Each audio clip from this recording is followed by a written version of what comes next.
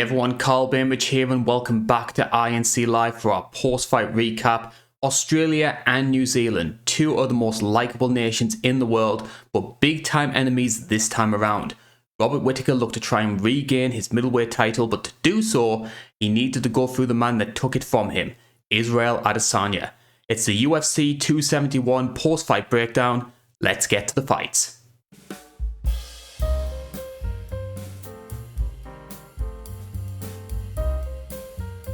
And we start off with our main event with Israel Adesanya beating Robert Whittaker by unanimous decision. Two of the judges scoring this one 48-47, Mike Beltran going 49-46. It's the fourth straight defense for Israel Adesanya and extends his unbeaten record in the middleweight division. Now I have to be honest, when I compare this fight to some of the other rematches which have been happening over the past 2 or 3 years, I actually didn't find this one all that interesting to break down, simply because I think we all knew what Whittaker needed to change from the first fight.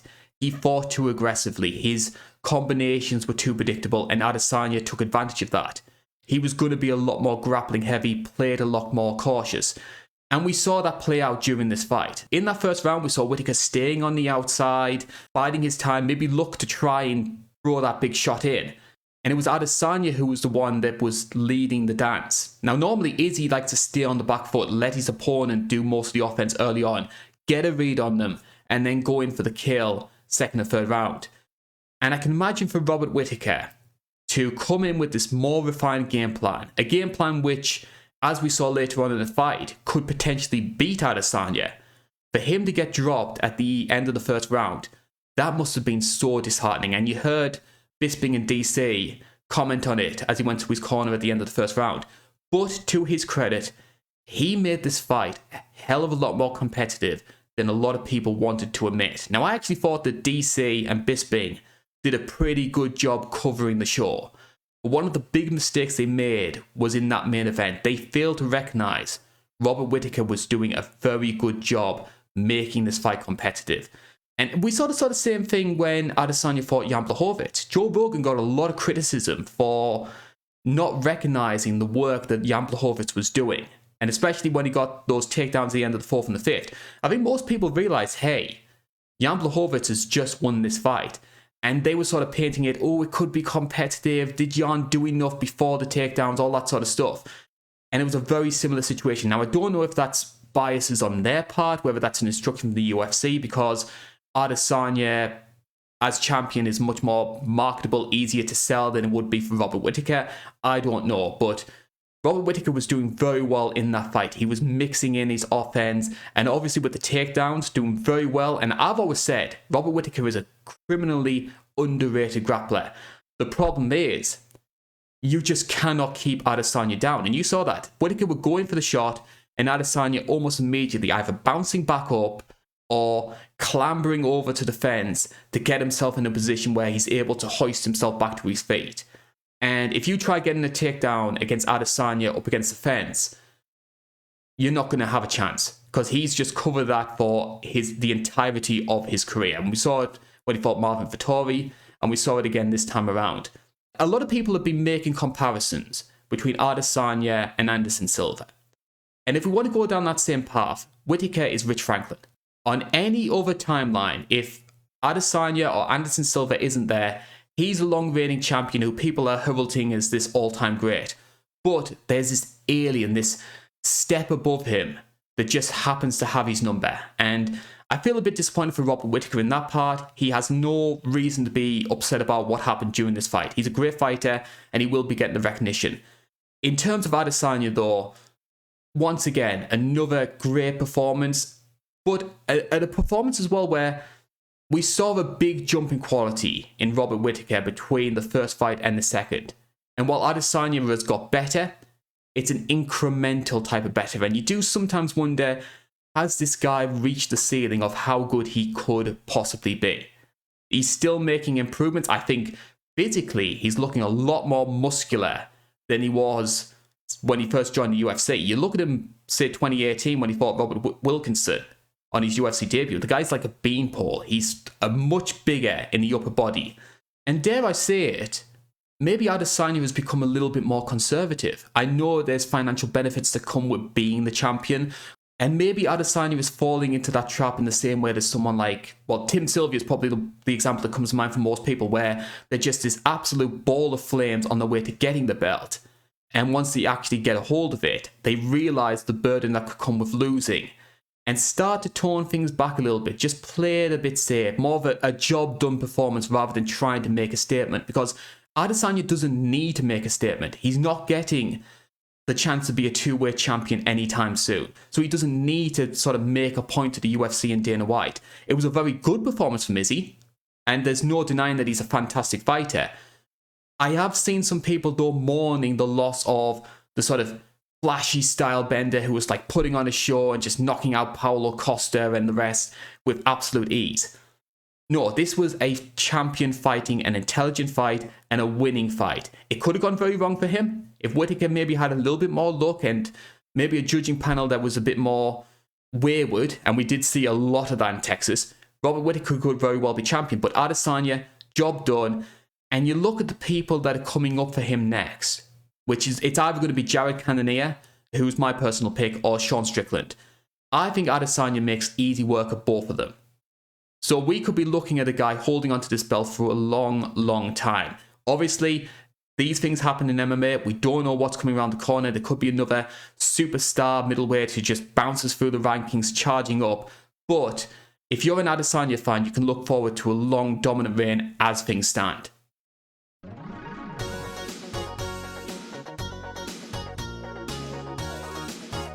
I have to be honest, as good as Whittaker versus Adesanya was, and obviously the controversy around whether or not Adesanya deserved to win that fight, there's only one person that most people are talking about coming out of this pay-per-view.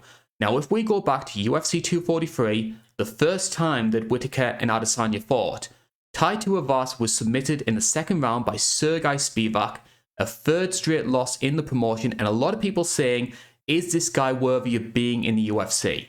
Now he has won 5 fights in a row, all of them by knockout, and last night beat Derek Lewis, knocked out Derek Lewis in Houston in the second round. Hellacious elbow to do so as well, and Tai Tuivasa is almost certainly going to be in the heavyweight top 3 when we update the rankings. Now I want to make it clear how big of a deal this is, what Tai Tuivasa did.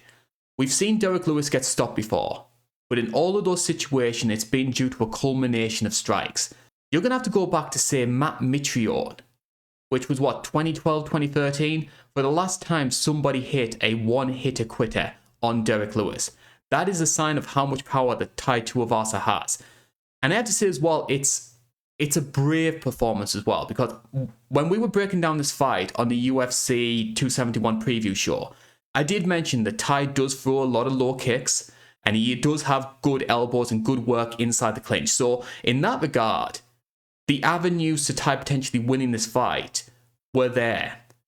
But I did have fears of how he was going to react if Derek Lewis did land those big power punches. And we saw how he reacted to them. He was hurt. Derek did manage to get that big flurry up against the fence. And you did think maybe Tai is on the verge of being stopped here. But he managed to brave it out. Tai does have a very underrated chin. We've seen him get dropped before, but he's able to fight through it. We saw that against Blagoy Ivanov. He charged in early in that first round. Blagoy caught him, dropped him, but he was able to recover. And it's not as if he's getting lucky with these knockouts as well. I think we're seeing a more refined fighter who is taking this sport a lot more seriously than he did first time around. Yes, he's still a fun guy. Yes, he still has the quirky walkout music, but I do think we're seeing much more of a professional. The work he does up against the fence, in the clinch, throwing those elbows. We saw that when he fought on the Australian regional scene, when he beat Cyril Oscar, when he fought Augusto Sakai as well. It's always been one of his strengths, and once again, getting the job done. I do think there's a ceiling to how good Tai Tuivasa actually is, and I think if he was to face this sort of next level of competition, the Cyril Garns of the world would easily make mincemeat of him. But the guy's still 28. He is a baby by heavyweight standards, so there's all the possibility in the world that he could be getting even better. And he deserves an opportunity, a crack at this higher branch of the heavyweight division. Speaking of having a crack, Jared Cannonier will almost certainly be doing so. In my opinion, the #1 contender for the middleweight title after beating Derek Brunson in the second round. I have more of a bias towards Derek Brunson than what other people do. I think he's been criminally underrated during this run. And he did very well in that first round. He was getting Cannonier down. He dropped him with strikes. And you give him another 10-15 seconds, he could have very well sunk in that rear naked choke. And we could have been talking about Brunson versus Adesanya too. But Jared Cannonier, and we've seen this so many times during this middleweight run, surviving early adversity, getting taken down, but managing to recover and come back for the knockout win. So his resolve to actually get back from these positions, I think deserves a lot of credit. To catch Brunson with those elbows coming in, and that was the beginning of the end. Once Cannonier landed that big elbow, the writing was on the wall for Brunson. Maybe to an extent it was beforehand, because I did notice that Brunson looked very tired. I think the wear and tear of going for those takedowns and constantly trying to push a pace, it succeeded in the first round when he was fresh, but Cannonier worked in the striking. Brunson's shots started getting a little bit sloppier, and it was the beginning of the end for Brunson. I know that Derek Brunson has spoken about wanting to retire from the sport. He said it's going to be this fight and then another one, and then that's going to be it for me. So the idea of him fighting for the belt and win or lose, going out on a high and saying, hey, that's me, I'm done, that would have been a good way to send him off. Because I do think this career turnaround, the sort of blonde Brunson era, has been very good to see. So many people have underrated him, and he managed to prove them wrong. That's not taking anything away from Jared Cannonier though. He's had his own great turnaround, middling fighter at heavyweight, didn't really do much at light heavyweight, and yet at middleweight, it's all starting to come together. And I've seen a lot of people argue, well, Jared Cannonier, he's got nothing for Izzy, he shouldn't be getting a title shot. He's earned this shot based on merit. He's had a fantastic run in the middleweight division, and we live in a world where Juliana Pena is the UFC bantamweight champion. If we just completely wrote people off and said, well, you're not getting a title shot because we know you're not going to win, upsets happen in the sport. He deserves the opportunity, and depending on what Adesanya's saying, obviously we don't know how much damage Adesanya took. Izzy's hoping that he can be back for June. Izzy versus Cannonier headlining that card makes perfect sense. In terms of some of the other fighters that caught my eye on this card, Renato Moicano, who I have been very high on for a long time, pretty much since the Cub Swanson fight. He gets himself a good win up against Alex Hernandez. That was a late addition to the main card. Kyler Phillips was supposed to be on there. I thought he had a good performance as well, and basically making the Marcelo Rojo fight a hell of a lot more one-sided than I personally thought it was going to be. Bobby Green, who has become this great fan favourite fighter, putting on a striking masterclass up against Nasrat. It's, again, we've been talking about a lot of career turnarounds on this show. Bobby Green's another one. He's just got that swagger and that confidence back, and he has turned into a great fan favourite later on in this run. And I can't end this recap without talking about Andrei Arlovski, 43 years old. You've got to bear in mind, this guy made his UFC debut before Zucker took over the promotion. Dana White wasn't even the UFC president when he fought in the UFC for the first time. And yet here he is, still looks in fantastic shape, and just using pure striking fundamentals to get the job done.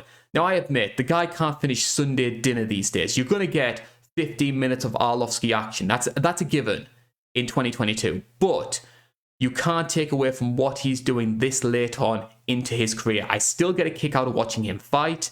And I hope that when people look back on his career, when he eventually says, hey, I'm done, I'm going to hang up the gloves, that people can give him that same sort of respect and appreciation that he deserves. He is a bona fide legend in the sport, and we need to recognise that.